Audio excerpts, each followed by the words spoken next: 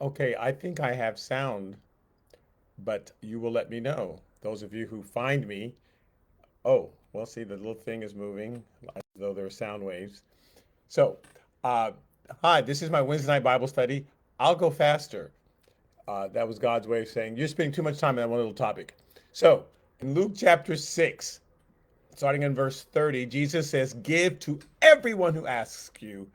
And does he mean every single one, no matter what? So I pointed us to Second Thessalonians. Uh, these words do not apply to those who, to the idol or the imposter, right? The person pretending to be poor and in need, you don't have to give to them, or the person who refuses to work. In Second Thessalonians chapter 3, verse 10, it says, for even when we were with you, we commanded you this, if anyone will not work, neither shall he eat. So if you're not going to work, you can't eat.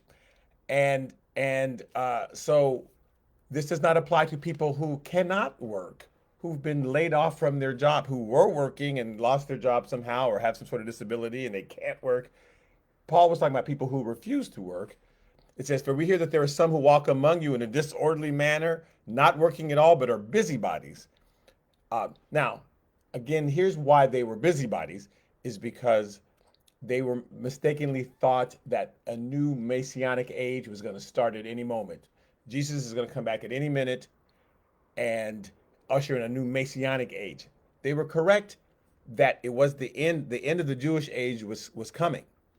They were correct, but they thought it was going to usher in this new age where Jesus was going to be ruling on earth physically and they would all be kings and queens. And so it's like, why get a job? Why do anything? Jesus will be here any minute.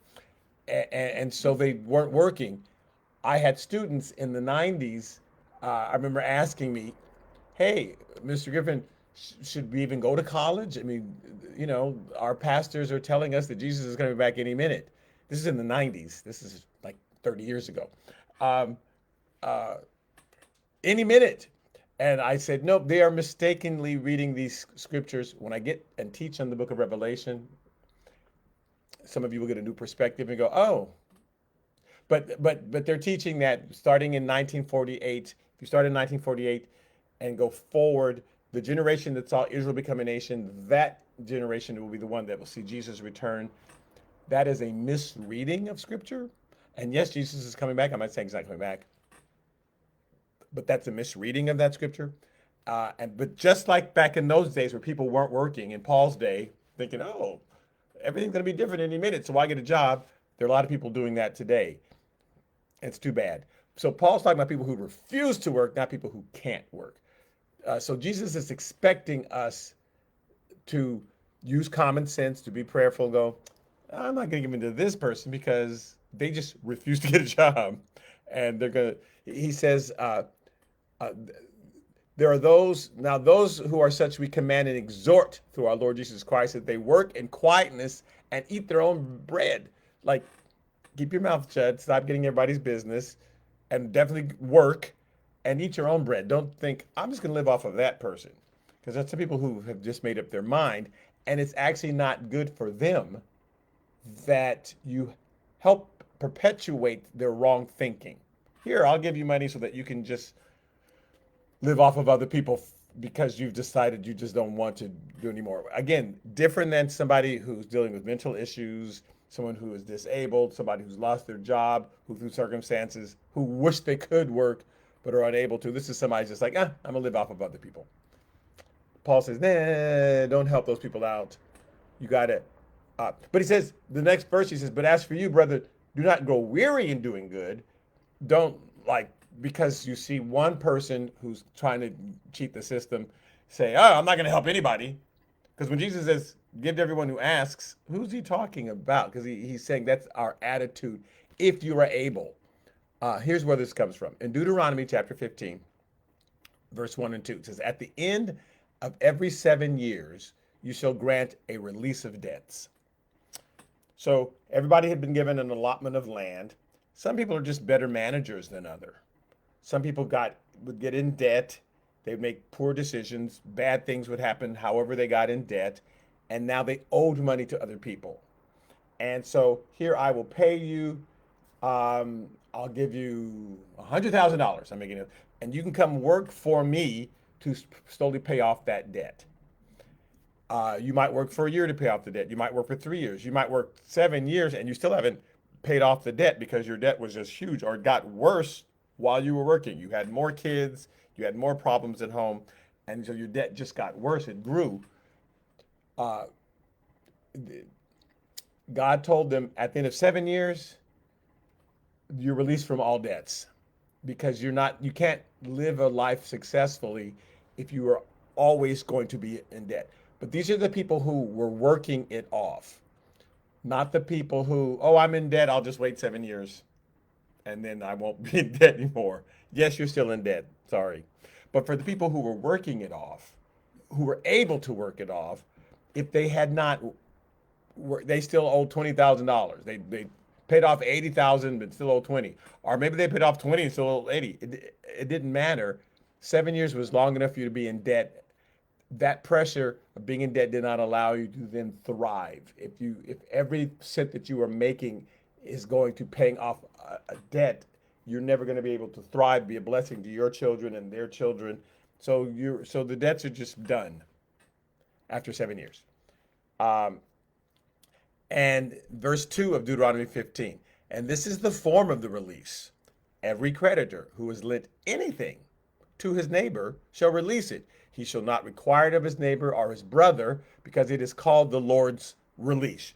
Just like we are totally forgiven, I'm just forgiving you of all your sins. The ones you knew about, the ones you didn't know about, the ones you did on purpose, the ones you did accident, doesn't matter. I'm releasing you. This atonement releases you. It's called the Lord's release. Just like the Lord just forgives all of our debts, I'm just going to forgive you. After 7 years, not after 2 days. I think I'll go in debt again. Ooh, but 2 days from now, I'll be released. I think I'll go in debt again because 5 days from now, I'll be released. No, it was a 7 year period, but it was only 7 years. It's not 50 years that you're just in debt, though. That's why people go crazy. Okay, so it's called the Lord's release. I'm skipping down to Deuteronomy chapter 15, verse 7. If there's any among you, a poor man of your brethren, within any of the gates in your land, which the Lord your God is giving you, and he's saying it that way. Don't forget, I'm the one giving you this land. You didn't invent this land. You didn't create earth. I did, and I'm allowing you to live on it. So you shall not harden your heart nor shut your hand from your poor brother. Verse 8, but you shall open your hand wide to him and willingly lend him sufficient for his need, whatever he needs. This is, again, you discerning this person has an actual need. They have gotten in debt. They've gotten above their hand. I have plenty. I can reach out and help that person who doesn't. 9 of Deuteronomy 15. Beware lest there be a wicked thought in your heart saying, the seventh year of release is at hand. Like, in a couple of years, he's going to be released from his debt anyway. Why should I help him out now? Let me just wait him out a couple of years. He says, don't there be a wicked thought in your hand saying, the seventh year is at hand, and your eye be evil against your poor brother, and you give him nothing, and he cry out to the Lord against you, and it becomes sin among you. Because, the person's in need, and you think, well, let's, 6 more months, 3 more years, whatever, and he'll be released, so he just have to sweat it out. Like, don't do that to that person. So it goes both ways, right? You can't just keep getting in debt because, in 7 years, because for 7 years, you're going to be in debt. But you can't also refuse to help somebody and think, well, they just have, 5 more years, they can handle it. No, if they need it, if you're discerning if they really a legitimate need. This is why Jesus says, give to those who ask. Jesus was not coming up with brand new things. He's explaining how the scriptures work that they all grew up with.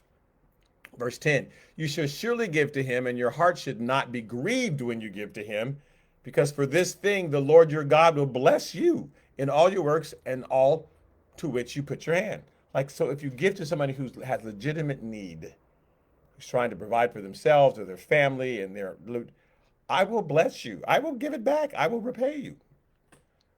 Verse 11, For the poor will never cease from the land. And we've got to take that in. It's not something that somebody is personally doing.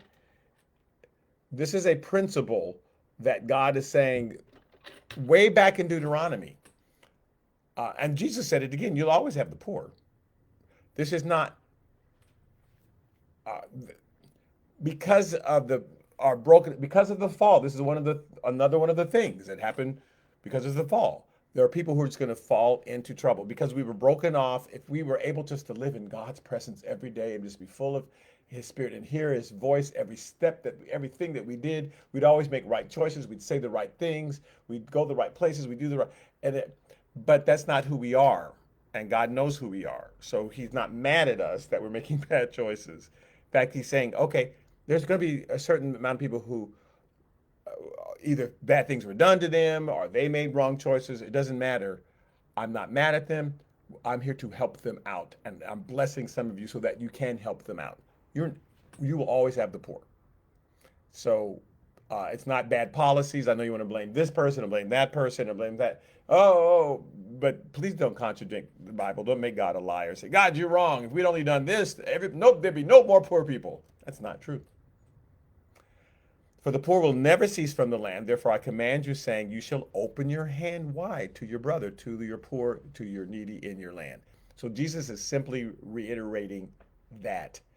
To the poor, to the needy, to the legitimate person, not the person who refuses to work, not the person who's pretending to be poor, but the person that you are praying about.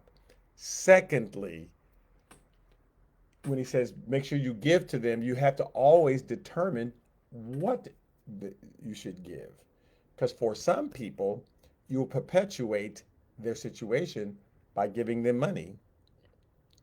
For some people, you may need to give them advice. Do not shut your heart to them, but you might say, this is the seventh consecutive time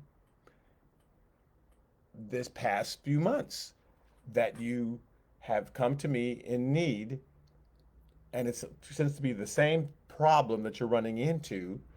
And so I feel like I'll be perpetuating your bad decision making because you keep taking the money and then you go off and you spend the whole thing on the lotto. And then when that doesn't happen, instead of paying your bills, then you have to come back to me and say, oh, I need more money. And then you go and you give it, you play the lotto again. I'm just making this up, right? And then 7 times in a row, you get the money and you think, if I play the lotto, then I'll never have to borrow from anybody again. I'll strike it rich. I'll get $1 million, and then I'll be able to pay everybody back. But that hasn't worked 7 times in a row. So what I'm going to give you this time is advice, as opposed to giving you the money that you're just going to go spend in the lotto. And I'm going to advise you, maybe perhaps you shouldn't do that, and blah, blah, blah, So give, but he doesn't say what you should give. Give to everyone that asks, but God is hoping we have common sense and that we have a connection to Him to know what we should be giving in that moment. Here's what Jesus gave to someone when she was asking in Matthew chapter 15, verse 22, because He's determining what she needed. Before I give you this, let me help your thinking. Matthew chapter 15, verse 22. And behold, a woman of Canaan. So this is a Gentile. This is a woman of a whole different religion who the Jews have walled themselves off from. Now, they did it initially. God told them, stay away from those people because they worship all kind of gods and they're crazy, and stay away from them because you'll just pick up their bad habits. In fact, you've already picked up their bad habits and I've got to retrain you. But as the Jewish nation became stronger and had been worshiping their God for 100 years, for 300 years, for 800 years, for 1,000 years, they had now a history of worshiping their God. It was okay to talk to people from other nations. It's like a new Christian, you might say, stay away from those gang members for a while. But after 2 or 3 years where they're really reading the word and studying, now you can go back and talk to your old friends because they won't be the same influence on you. So this woman of Canaan is coming to see Jesus. And she cried out to him saying, have mercy on me, O Lord, son of David. My daughter is severely demon possessed. But he answered her not a word. He didn't give her mercy. He answered her not a word. And his disciples disciples came and urged him, saying, "Send her away, for she cries out after us." Now they're walking around, and Jesus is not listening to her, um, just and not saying anything. He didn't say go away, but he's not saying anything. But he answered one of the disciples and says, "I was not sent except to the lost sheep of the house of Israel." And so you're saying send her away, but I was kind of sent to these people. Then she came and worshiped him, saying, "Lord, help me." This time he answered and said, "It is not good to take the children's bread and throw it to the little dogs." Now, if you understood the vernacular, the the children of Israel, they were the children, and they called all the Gentiles, "You're just dogs." And because we've got God and you don't, which was the wrong attitude. We've got, because they're really supposed to be trying to give them God as opposed to just bragging about how you don't got it, I got it. So they are, um, but the Gentiles heard this and they kind of were buying it. And when the Messiah of the Jews shows up, this woman's not really, even though she's begging for mercy, she's going to have a long walk back to where she's going, and is going to have plenty of time for doubt and have plenty of time to question and do I really deserve it? And Jesus is pointing out her thinking. Let me point out to you how you might be thinking. Let me say your worst thoughts and help you fight them. Because in some instances, God is requiring faith. He's requiring an action on our part that we believe. And he'll let you know if he's doing that. The faith doesn't make God do something. He actually is choosing to make sure you believe. So yes, I'm going to uh, give you that job, but I need you to go there to that employer and ask. I need you to believe strong enough. I need you, yes, you're going to get accepted at college. I need you to start packing up your things, even though you haven't gotten your acceptance yet. I need you to believe. I need you to act in a way as though it's going to happen. Sometimes God requires that. There's a bunch of times in the Bible where he didn't. He just did a miracle. A person barely believed. Lord, I believe, help my unbelief. And with her, she's going to go back to this Gentile nation where they're going to ridicule her and tell her, "Oh, I don't know if your daughter was really healed. And, the devil's going to come back and he possessed her last night, probably going to do it again tomorrow." You're going to be attacked because you believe the Jews when they call you dogs. So he says, "Hey, it's not right to give the children bread to the little dogs." And she says, "Well, yes, Lord, that's true. Yet, even the little dogs eat the crumbs which fall from their master's table." Like it hit her, like even if I am a dog, the dogs sometimes get the crumbs, and that's all I need is a crumb. And Jesus answered and said to her, "Oh, woman, great is your faith. That's good. Let it be to you as you desire." And her daughter was healed from the very hour. And she believed it. And when she went back, and if her daughter stubbed her toe, and somebody says, "The devil's got her again," she says, "Nope, the devil hadn't got her. She was healed because, but you're just a dog." But no. And Jesus strengthened her faith. He did not right away give her what she wanted. He gave her something that she needed, which was faith that he would come through. And then he gave it to her, right? So you might tell that person, "Let me first explain that you should not spend this on the lotto. You should go ahead and buy groceries. I'm going to give you this money, but let me help you a little bit." Now, so he's saying here's an attitude of giving those of you who are in position should have toward the poor. Then he goes back to addressing how their attitude they should have toward the Romans who are occupying their land and treating them so badly. Because Jesus would like to reach the Romans. In fact, that was the next great empire that was reached. Romans became Christians. That's where we get the Roman Catholic Church and all that. And so you guys have to start treating the Romans differently because you have to demonstrate a different way of being around them so they'll realize you've got something that they don't have and they'll want it because you're different. And that's very important to Jesus. If you have something different, you're going to act like it. If you really believe you have something different, you don't act like other people, right? So if a bunch of us little scared third graders run away to school, me and I'm skinny, but I know my big brothers only 20 feet behind me, I might walk differently than the other little skinny kids that I'm walking with, because I got this big brother here.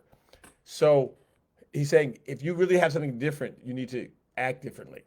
In Matthew chapter 5, verse 41, he throws in this one thing that Jesus says: whoever compels you to go 1 mile, go with him too. We talked about that last week, how the Roman soldiers would force them to go 1 mile.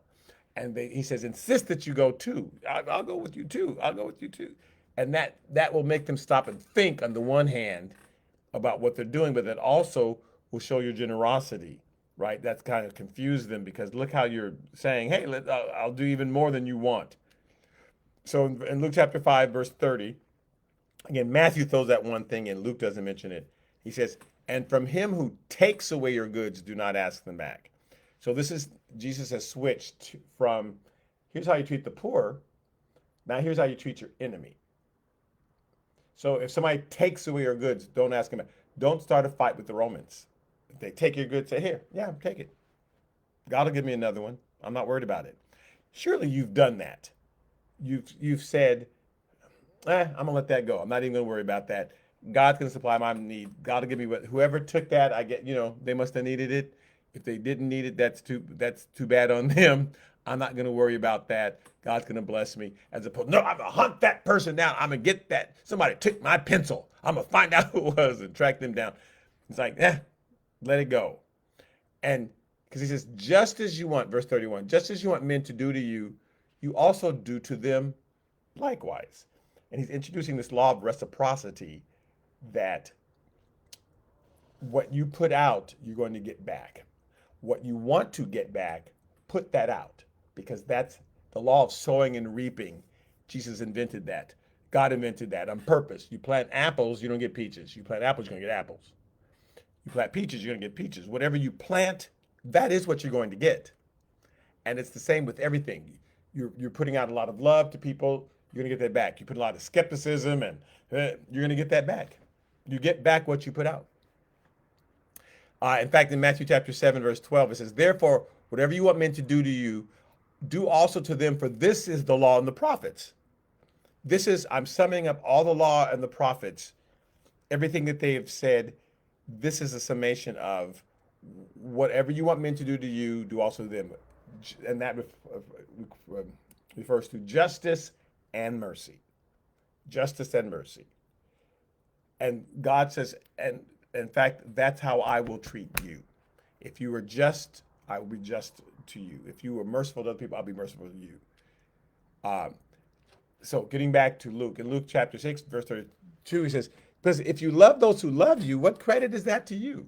How hard is that? Oh, these people were so nice and they just showered me with money and gifts, and I just love them so much. Well, how hard is that if you love people who love you? He says, for even sinners love those who love them. How are you different? What's the difference if you're the same? If you're treating people the same way the world, of course, if you love those who love you. In 1 Peter chapter 2, because Peter heard this lesson, right? Verses 19 to 20 says, for this is commendable if because of conscience toward God, one endures grief, suffering wrongfully, like somebody was mean to you. For what, verse 20, for what credit is it if when you are beaten for your faults, you take it patiently? Like if you deserve it and you get beaten, yeah, but I mean, oh, look how he took that punishment. Well, yeah, he took that punishment because he was wrong. He had it coming. He had it coming, yes. But if you had it coming, then that's not, no one's impressed. I can't believe that after he shot that man, he just went on to prison like that and just took it. Well, yeah. It's when you were wrongfully accused. Okay, he said, Peter goes, but when you do good and suffer, if you take it patiently, this is commendable before God. Like I don't deserve their, and again, if you're persecuted for righteousness' sake, if you're persecuted because you were being a horrible person and people persecute you, go, I can't believe they persecuted me. Well, we can believe it. You deserve it. But if you're trying to do good and people are wrongfully treating you and you just take it patiently, you're trying to spread the gospel or you're trying to do a good thing and they come and you just, okay, I'm not going to fight. then that's commendable before God. God rewards that because then you're being merciful to someone who does not deserve mercy. And then God says, that's how I'll be to you. When you don't deserve mercy, I will be merciful to you. When you should have gotten, arrested, or you ran that light and didn't see it, or this happened or that, but I was merciful to you. I didn't give you what you deserve. I was merciful to you because you show that same mercy to other people.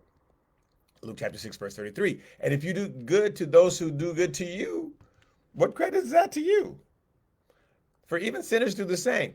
And if you lend to those from whom you hope to receive back, what credit is that to you? He's saying, what credit? I don't give you extra credit for that. You lent to somebody who was rich and could afford to send you back. When you get to someone who's lesser and you know they cannot get back, then God goes, now I'm going to give you some credit. I will pay you back down the line because you weren't expecting that person to pay you back because they couldn't do it. This person who is saying to you, my paycheck is late, but I'll pay you back on Thursday. Can you give me something today? It's Wednesday. He's like, okay, because you're going to get paid back tomorrow. God's not going, oh my God, I can't believe you gave that person money knowing it would take me a whole 24 hours before you got your money back. God's not mad at you for it. He's not making fun of you for it, but he's more impressed when you give to someone who you're not expecting to pay you back. For even sinners lend to sinners to receive as much back. Like, well, yeah, I know this guy's going to pay me back. So he's just saying you don't get extra credit for that. So he's like, what behaviors can you do that make you stand out and you're different? Matthew 5:42. Give to him who asks you, and from him who wants to borrow from you, do not turn away. So he's not saying it's bad to lend. Some people say, see, this says you shouldn't lend to people. No, he says you shouldn't. If you lend to those who you know can pay you back, you don't get extra credit for it. It's okay to lend. Jesus says, give to him to ask, and from him who wants to borrow from you, do not turn him away. So the poor person who cannot pay you back, give to him. And the person who needs to borrow and you know they can pay you back, you don't have to turn them away. I'm just saying I'm more impressed when you give to the person who you know they cannot pay you back. Exodus 22:25. If you lend money to any of my people who are poor among you, you shall not be like a money lender to him. You shall not charge him interest. So this person who's struggling, and again, he's talking Jew upon Jew within in their community. If you lend to someone who is poor, don't charge them interest. They borrowed 100 and now you're going to make them pay 300 back. Well, then they're going to stay poor. You're exacerbating their poorness. You're keeping them poor on purpose. Don't be like the money lenders who just make money off people and take advantage of them and charge these incredible high interest rates and keep you poor. Don't do that. Leviticus 25, verse 35. If one of your brethren becomes poor and falls into poverty among you, then you shall help him like a stranger or a sojourner that he may live with you. Help that person so they can live next door to you. Like they fall into poverty, they become poor. They're not, circumstances have happened. This is not a slacker who's pretended, refuses to work, but help them so they can live among you. Like a stranger or a sojourner, like someone who does not live in that land, but they are moving into your land, help them out so they can live with you. If you determine that, this person is going to work, if I help them, they will work and it will work out for them. Some people just need a helping hand, right? And then you help get them on their feet because they didn't have the same advantages as others, or they've suddenly been disadvantaged. But if you help them out a little bit, they're going to go for it. That's different than the person who purposely got themselves into a bad situation and refuses to work. He's asking us to use common sense. But don't make their situation worse. Deuteronomy chapter 23, verse 19. You shall not charge interest to your brother. Interest on money or food or anything that is lent out at interest. Now he says, now to a foreigner, you may charge interest. This is in Deuteronomy 23. And this is back 1,200 years before Christ. This foreigner who might be showing up in your land, you may never see them again. It's okay to, because they're going to go back to Babylon. Who knows? Fine, you may charge interest. But the people who are living with you, don't do that. But to your brother you should not charge interest, that the Lord your God may bless you in all to which you set your hand in the land which you are entering to possess. So you're just about to go into Israel. Don't screw each other up, please. Help your brothers. Now, Jesus is adding to this. Now that the Romans are living among you, they're not really foreign, they're quote unquote foreigners because they're not Jewish, but now that they're living among you, he says in Luke 6:35, but love your enemies. So no longer treat them like they're some foreigner from some way off land and you're never going to see them again. Love them. Do good and lend, hoping for nothing in return. To say, here, if you're able to do that, here, don't worry about it. I'm just giving you, God bless you, because that's going to change their hearts. And your reward will be great, and you will be sons of the Most High, for he is kind to the unthankful and the evil. Thank goodness he's kind to the unthankful and evil, because that's us sometimes. And so when we don't deserve it, when we are bad, when we made a whole bunch of bad choices, God's kind to us. He doesn't say, oh, sorry, you messed up yesterday, so bankrupt, boom. So he says, if I'm doing, however I'm treating you, you better treat other people that same way. If you want me to be merciful to you, you better show the same mercy. In Matthew chapter 5, verse 43, you have heard that it was said, you shall love your neighbor and hate your enemy. The Bible never said that, but you've heard other people interpret the Bible that way. It says, but I say to you, love your enemies, bless those who curse you, do good to those who hate you. Pray for those who spitefully use you and persecute you, that you may be sons of your Father in heaven, that you may be imitating his behavior because he loves everybody. People are cursing God and he still helps them wake up in the morning. He keeps their heart pumping. And they don't believe in God, and yet God's the one that woke them up this morning. And yet they're cursing and making fun and, oh, there is no God. And they don't even know, I'm the one that got you out of bed. For he makes his sun rise on the evil and on the good. He doesn't, boy, if God just made the sun only rise on the good, can you imagine? But so when you mess up, the sun still rose on you. He said he sends rain on the just and the unjust. Everybody got rain, everybody got sun. He doesn't choose that way. For if you love those who love you, what reward have you? Like, big deal. Do not even the tax collectors do the same? And if you greet your brethren only, what do you do more than others? Like, what's making you different? Do not even the tax collectors do so. Therefore, you shall be perfect, be mature. Don't keep treating, well, you did that to me, I'm gonna do this back to you. Don't do tit for tat, an eye for an eye, a tooth for a tooth. That was a whole different philosophy where God was limiting the damages that you would require of somebody. You lost an eye, then they lose an eye. But what you want to do is, I lost an eye, so I'm gonna cut off your arm, your leg, your foot. No, an eye for an eye. He was trying to limit the punishment so people didn't go crazy and overly punish somebody. But that didn't literally mean, oh, you stepped on my foot, I'm gonna step on your foot. He said, no, don't do that. Therefore, be merciful, Luke chapter 6, verse 36, as your Father also was merciful. I'm going to start there because then he gets into do not judge, and that's a whole different conversation. Okay, so what have we learned today? If you want to be different than the world, if you really have a relationship with God and you know God's actually supplying my needs, he's actually, I can't afford to give this up and help that person who through no fault of their own, who have ended up in the situation. I'm going to help them out because I know that God will repay me. And because it's easy to give somebody who I know, well, they're going to pay me back tomorrow. And God's not mad at that. Again, he's not mad at that. Yeah, you can lend to somebody who knew you're going to pay you back tomorrow.